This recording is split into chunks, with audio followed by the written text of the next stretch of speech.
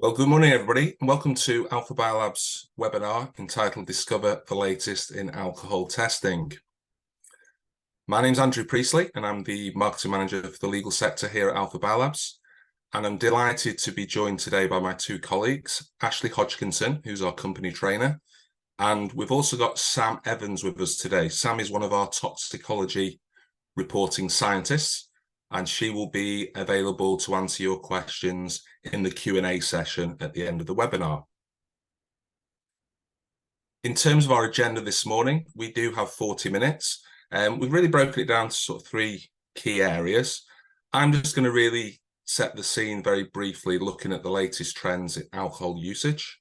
I'm then going to hand over to Ashley, who's going to provide a summary of our alcohol testing services from collection through to reporting.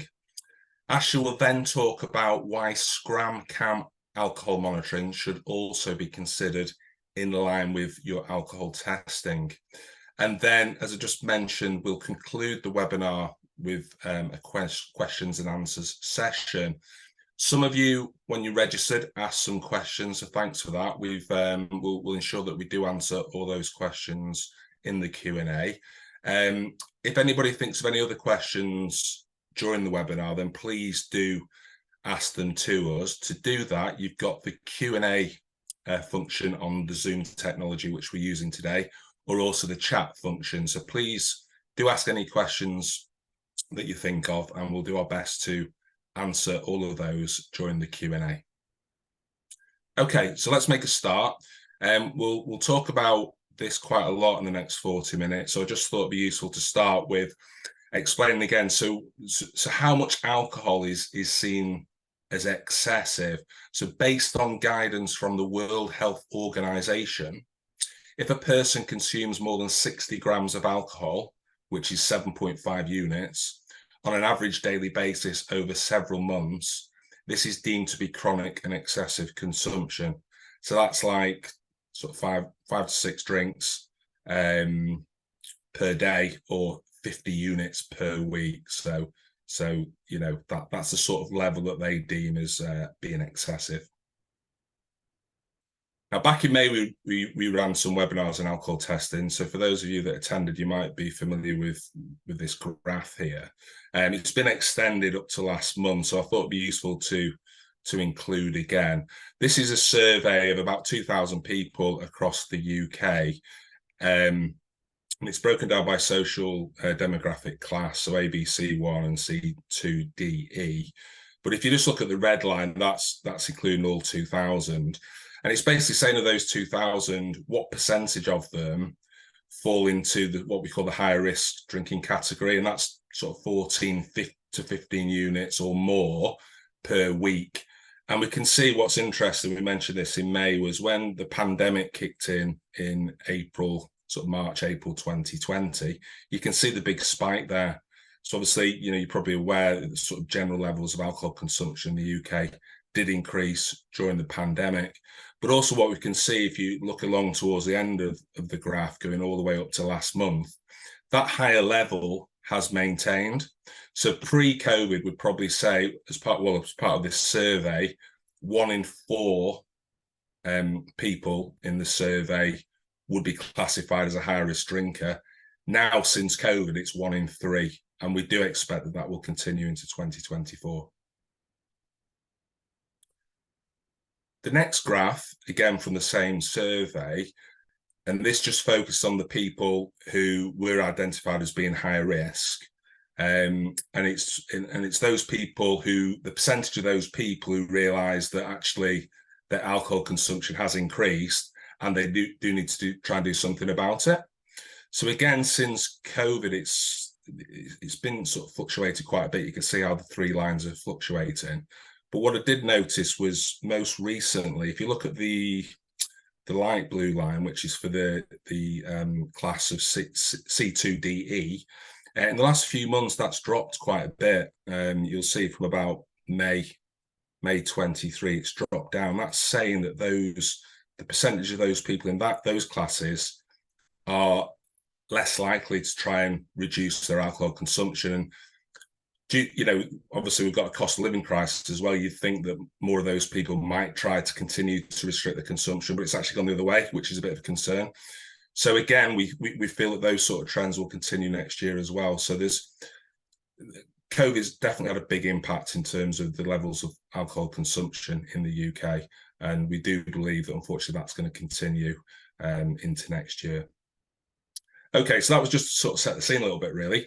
I'm going to hand over to Ashley now, and she's going to talk to you about our alcohol testing services. Ashley. Hello, good morning. Thank you for joining us. So I'm going to talk in the beginning about all the different types of testing we can do on head hair, body hair, nails, things like that. And you'll notice as we work through them that depending on what you're looking to ascertain from the results and what your client's requirements are or what they have available, will largely dictate what testing is available to them. So that's something to bear in mind as we talk through. So we're going to start with alcohol testing in head hair. This is the one that we would recommend that you do if you can, if your client has a sufficient sample and if it would meet the requirements, because this is the one that's going to give you that better overall picture of your client's use. So there's two types of biomarkers that we're testing for when we look at head hair. There is an ETG and an ETPA, which was previously known as FAEE. So they're the two markers that we're testing for. We can provide either a 3-month overview or a 6-month overview for alcohol use in head hair. And we'll move on to what the requirements for those tests will be. But it is an overview. So if you've joined us before on one of these webinars about drugs, you'll know that we can break that down a little bit further. We can segment it month by month. Unfortunately, the science doesn't allow us to do that for alcohol testing. So it would be the 3 months as a whole or 6 months as a whole. We are looking at chronic and excessive use of alcohol during that period. So what Andrew referred to earlier on, that's 7.5 units a day consistently. So if you're not looking to see if your client has consumed alcohol chronically or excessively, then you might want to look at an alternative test method. But that's what we're testing for in head hair. So we know what we can test for. We know what time frame we can cover. How do we do it? So once you ingest alcohol, once you consume it, it's absorbed into your bloodstream and then metabolized and comes out through the hair follicle. What this means is the hair growth closest to the scalp will be the more recent time frame, and that's exactly what we want to look at. So when we come out and collect a sample for this type of testing, we need to cut the sample from as close to the root as possible to ensure that we're getting the most recent time frame for the alcohol consumption. Now, the process from consumption to it being present within the hair follicle can take between 7 and 10 days, and we have to allow for this when we take the sample. This means that sometimes you'll see on your report that the date of collection and the date that the report covers are slightly different, and it's to allow for that sort of 10-day grace period. So if you do have a specific month that you want to be included in the report, it's advisable to take this into consideration when ordering the testing and making sure that your collection takes place at the right time to cover the right time period. When we talk about head hair and what we need versus what we can test for, head hair grows approximately 1 centimetre per month. So what that means is if we're wanting to look back for 3 months, we need 3 centimetres of head hair. If we're going to go back 6 months, we need 6 centimetres of head hair. If you have a client who does not have this length of head hair, then you're going to want to look at alternative testing methods. So realistically, the minimum we would need to do ETG and ETPA in head hair would be 3 centimetres. Like I said, we're going to cut the sample from as close to the scalp as possible because we need that most recent growth period. And we're going to want to collect around 200 strands of hair per sample. So although it is called a hair strand test, it's not a single strand that we require. It is 200 individual strands. And when you gather that together, it's about the width of a pen or a pencil. The minimum requirement for alcohol testing will be 2 of these samples. So it's something that we would need to make your client aware of before we took the samples to ensure that they consent to us taking that sample. So we've spoken about this testing. This is what we would recommend, ETG and ETPA together. But why do we recommend we do them together? There are some things that can affect both of these tests. So you can see on screen now, We've listed them separately. So for ETG, hair treatments such as bleaching, dyeing, perming, straightening, and excessive washing could potentially decrease the levels of ETG that are present in the hair sample. So if you have a client that does a number of these things, then we would definitely recommend that you do them together.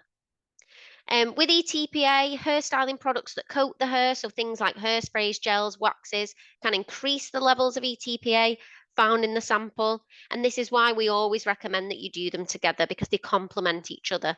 They're affected by different things.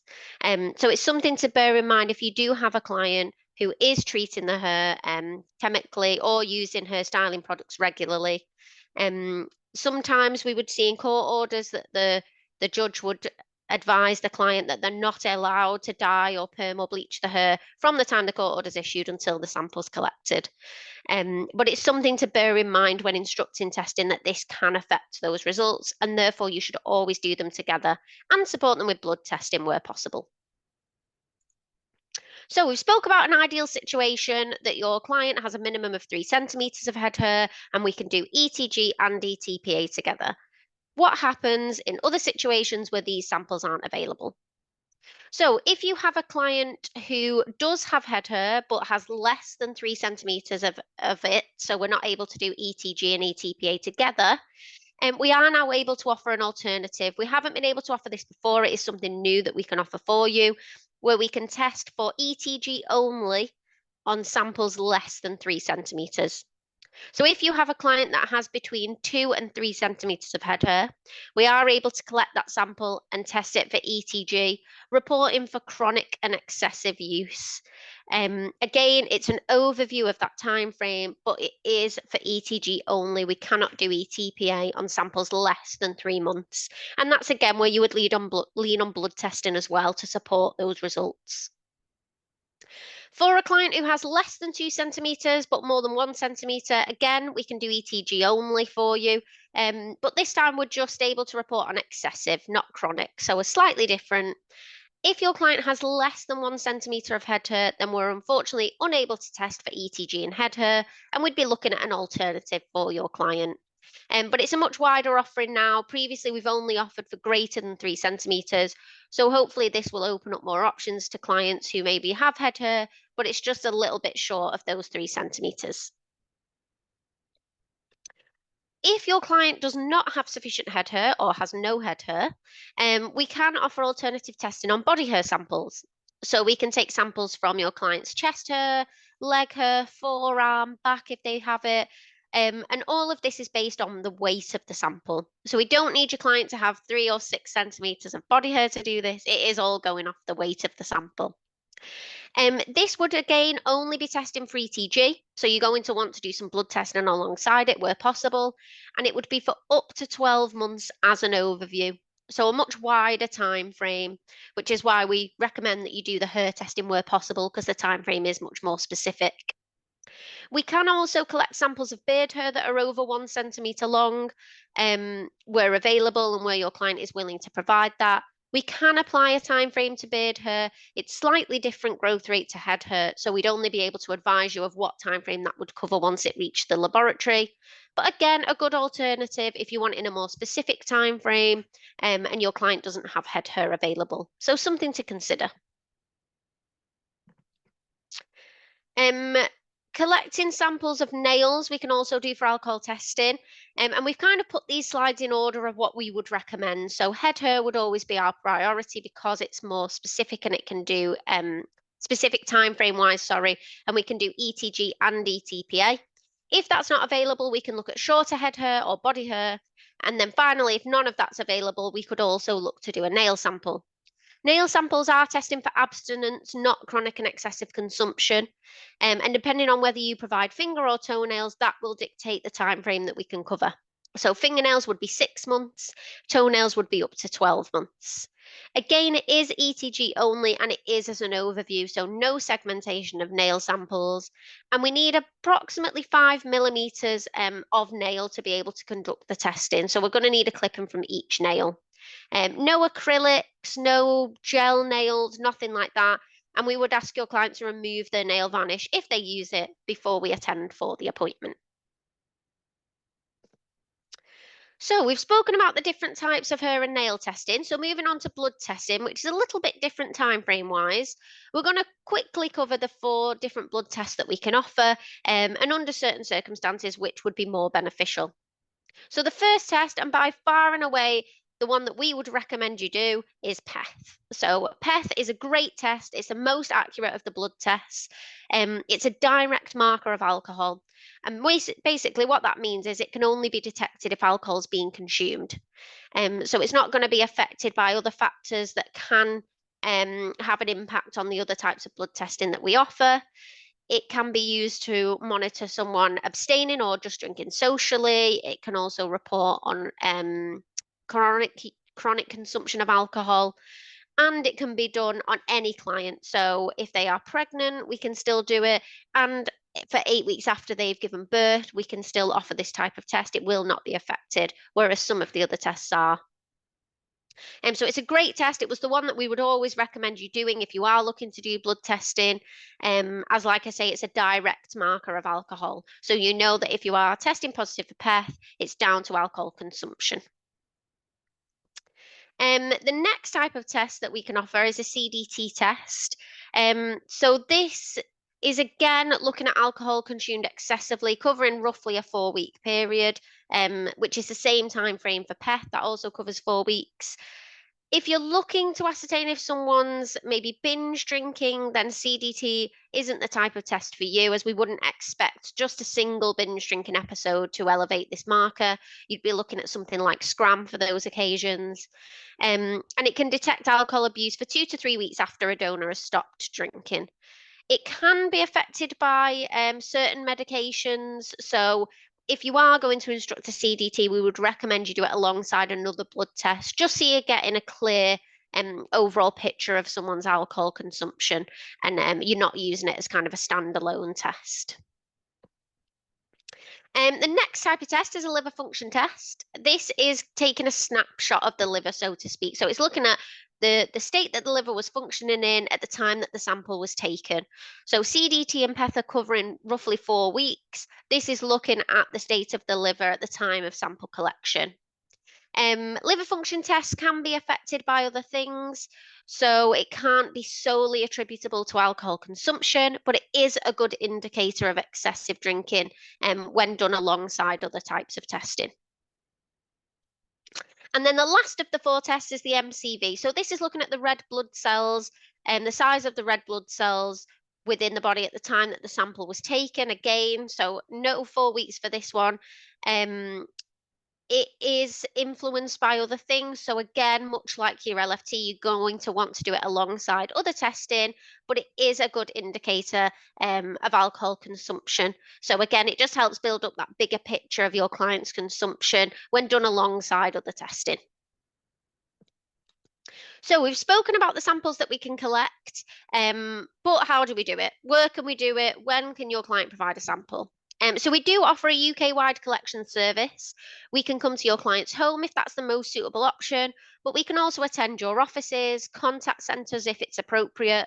If you have a client in prison, we can visit them there and take the sample, or we can attend their place of work, again, if it's appropriate and they're happy for us to do so. We have 13 free walk-in clinics based across the UK. So if if your client's home isn't suitable or you don't have an office available, you can come to us. So we can provide the opening days and times for them, and your client can pop along once their test is registered and give the sample at their convenience. All of our collectors are fully qualified and DBS checked, and the service is 100% confidential. So when we do book appointments, we need to make sure we have somewhere private where we can speak to your client about the requirements of the testing, and also complete their consent form in privacy so that they can disclose anything that they may feel is appropriate. So if we are attending a contact centre or a workplace, we need to be sure there's a private room where we can do the sample appointment. As part of collecting the sample, the chain of custody is really important. Without a chain of custody, we're not able to report on the sample because we can't be sure who the sample was obtained from. So we always take a photograph of the client who's providing the sample so that we can prove who presented as the donor on that day. And that will be included within the report when you get an expert report. We also ask them for proof of identification, and then we ask a number of questions about any chemical or heat her treatments that they might be using. This can help when reporting on ETG and ETPA. And we'll also, of course, get them to sign their consent and confirm that their disclosure was correct. The samples will then be taken away from the appointment by the sample collector, so they're not left with the client at any point, and they'll be returned to our office and fully tracked along the way before the report is then produced once testing has concluded. So speaking of reporting, there's two options when you instruct an alcohol test. You can get a certificate of analysis. This will just show you the results of the testing. So there's no kind of write-up with it explaining medication or her treatments or anything like that. It's a very clear way of viewing the results. The alternative to this is the expert report that we can produce for you, which is a much more in-depth report, which talks you through the results and what they mean. It explains about any disclosure made by your client at the time of the appointment, including those chemical treatments. When we get queries back of results, so if anyone has any questions from the court or from the client themselves, this, to be honest, majority of the time is already answered within an expert report. So if you do think that your client or the court may have questions, or you know your client has used a hair treatment, or you're unsure of what the results may be, I would always recommend you get that expert report because all of your questions will be answered within that. If you're quite confident of what the report will show, if your client has abstained from alcohol or does not drink to excess and they've reassured you that they know that the results will be negative, but it is a requirement of the court to undertake testing, a certificate of analysis may be more than appropriate. But if you do think you'll have any questions off the back, we'd always recommend that expert report. So just before we move on to Scrum, we just thought it would be helpful to show you what we've spoken through. It's a lot of information that I've just gone through. So these are just some comparison tables to show you what the differences are between the testing. So this is solely covering head hair, this table. So it's showing if you are able to get 3 or 6 centimeters of head hair from your client, we can test for ETG and ETPA, and that's looking at chronic and excessive consumption. If it's less than 2, if it's at least 2 but less than 3, it's ETG only, again, chronic and excessive consumption. And then if it's more than 1 centimetre but less than 2, it's just going to be excessive consumption. We can't report on chronic. Just as a reminder, there are limitations to testing as there is with anything. So we can't segment the testing, it is only as an overview. And we can't identify specific days or times that someone consumed the alcohol.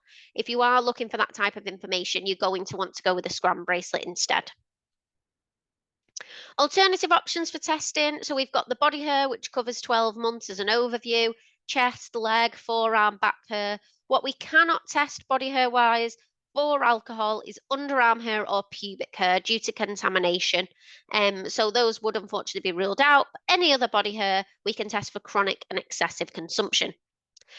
We mentioned beard hair before, so a minimum of 1 centimetre can provide up to 12 months as an overview dependent on the length. Again, testing for chronic and excessive consumption. And then finally, we can do fingernails for 6 months or toenails for 12 months, but testing for abstinence, not chronic and excessive consumption. So you can see here, like I was saying before, how depending on your client's requirements will kind of dictate what type of test you're able to do, also factoring in what samples they have available. You're not going to instruct us to take head hair if you know your client's bald. You're going to want to look at alternative methods of testing. And then finally, the blood comparison. So PEth at the top there, which is a direct marker of alcohol. No limitations to that testing, as in we can do it on pregnant people, we can do it on people who have given birth in the last 8 weeks. That is the only test that we can do when someone is pregnant or for 8 weeks after they've given birth. CDT, LFT and MCV cannot be done in them cases, as it can sometimes affect the test results. So PEth and CDT are testing for 4 weeks. PEth is looking for abstinence, social drinking and excessive consumption. CDT, just excessive consumption. And then your LFT and your MCV are much longer term detection windows, and they're both looking at chronic and excessive consumption. So if you are looking at previous consumption, so looking to go back from the time of the sample appointment, all those types of tests we just spoke about are ones that you would want to consider. However, if you're looking at monitoring someone's continuous consumption, so going forward, particularly over the festive period as we come into it, when they may have children in their care, then Scram is the option for you. So the Scram bracelet is fitted to the ankle of the person being monitored. It'll take a reading every 30 minutes and report it into us here, and then we will relay that information to yourselves in the form of reports. It's used for loads of different reasons. Some people use it when they are trying to abstain, because it's there, it's a constant reminder on the ankle. They say it keeps them on track with abstaining from alcohol use. Other people will use this device if they are trying to reduce their alcohol consumption. So it's not that they're not allowed to drink, it's just that they need to either start to cut back or to remain at kind of a social drinking level.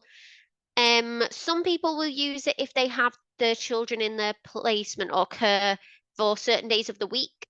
So on the days where the children are with them, they're not allowed to drink. And then on the days where their children are maybe with the other parent or another carer, they are able to drink. And it just helps to prove that they are abstaining when the children are in their care. And this is where we see a rise in Scram requests over the festive period, particularly when people have children with them for longer periods of time than normal. And we can make sure that they're monitored throughout the day, 24 hours.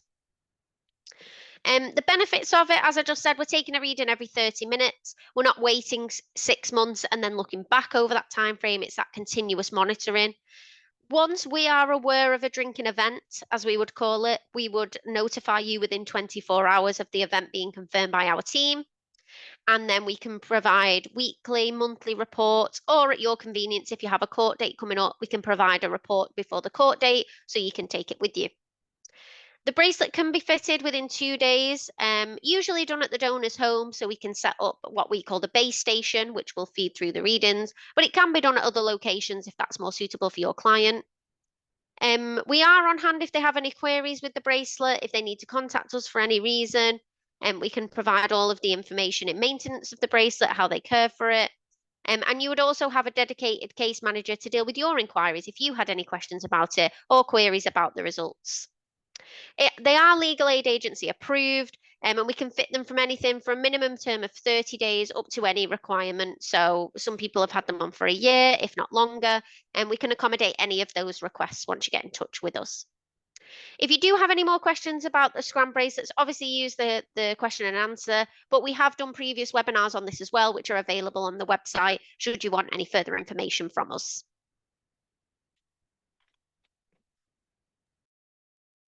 That's great. Thanks very much, Ashley, for that. Okay, so we're going to move on to the Q&A session now. As Ashley just mentioned, please, if you do have any questions that you've thought of in the last 25 minutes or so, then please do put them in the Q&A or the chat functions, and we'll try our best to answer them in the next 10-15 minutes.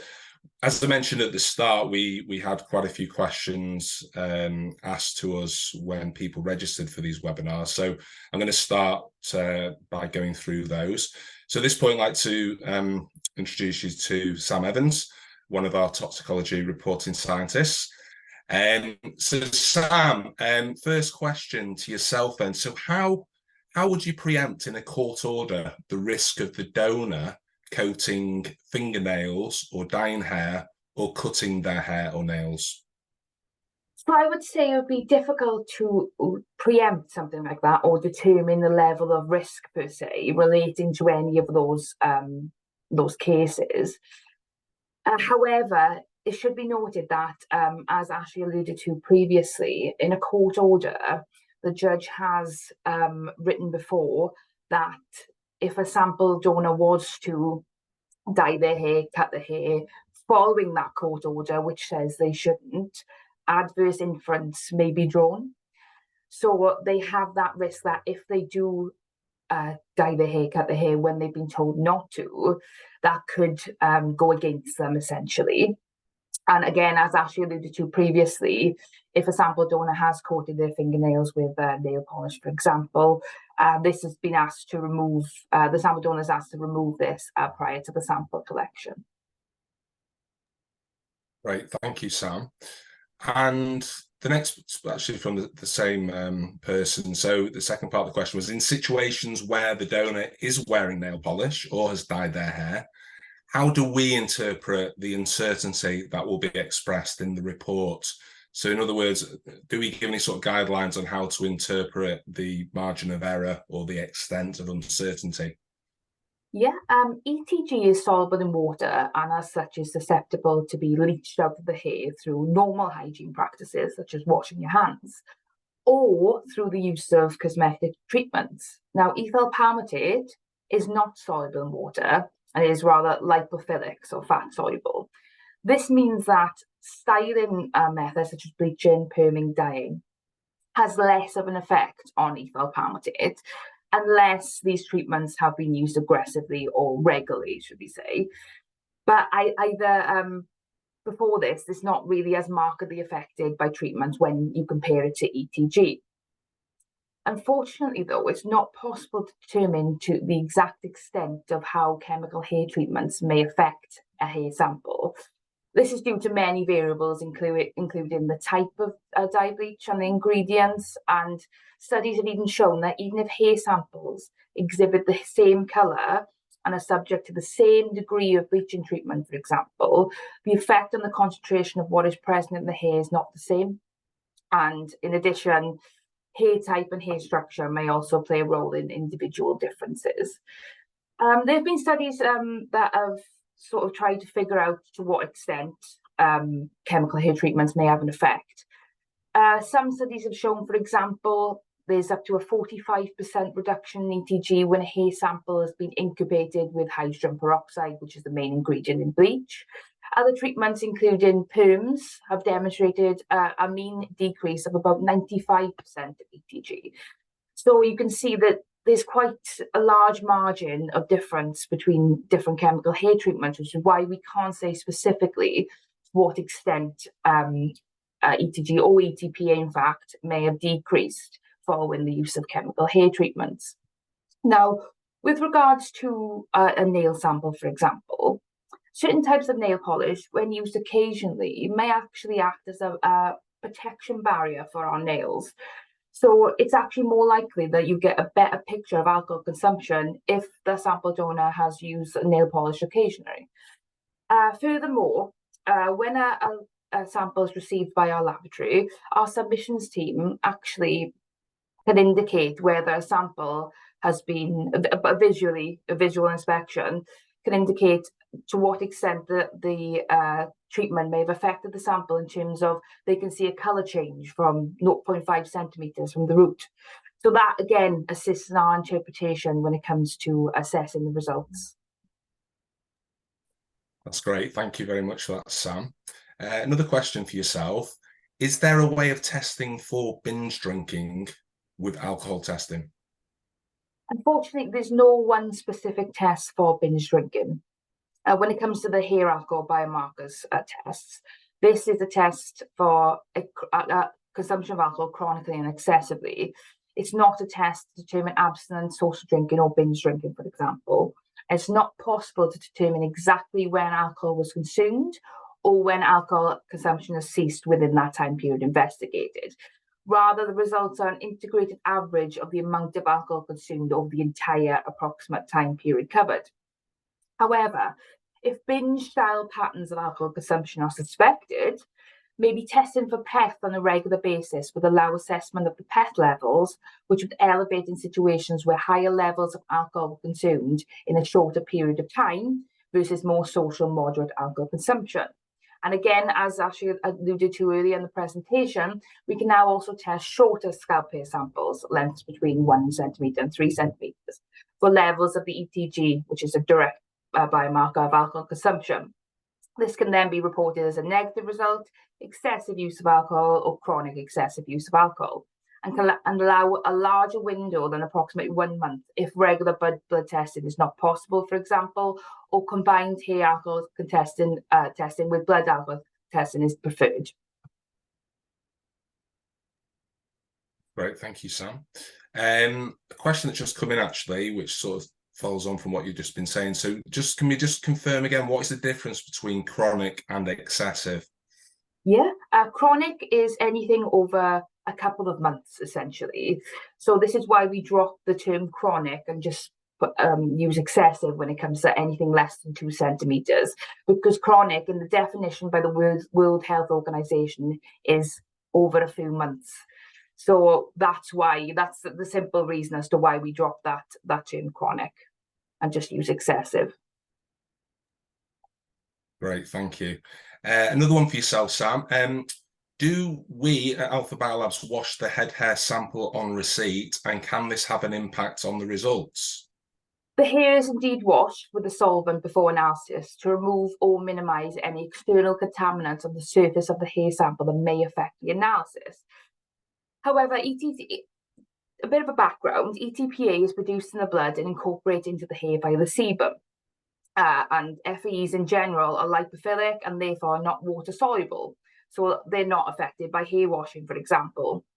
But generally, studies have compared the different types of washes that have shown generally the concentrations of ETG and FAEs, including ETPA, in the washing solutions were found to be quite low, meaning that washing hair samples has little effect on the concentration of ETG and FAEs.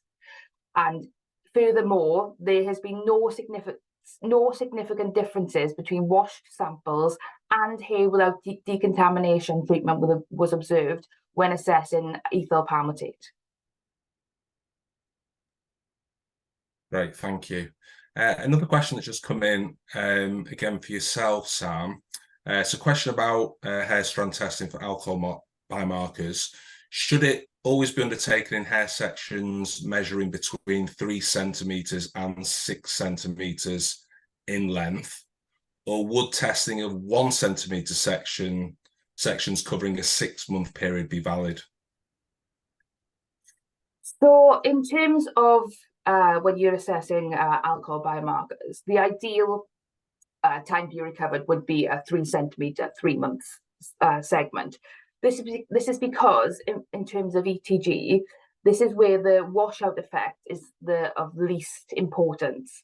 So as the hair increases in length, the washout effect of ETG, for example, increases.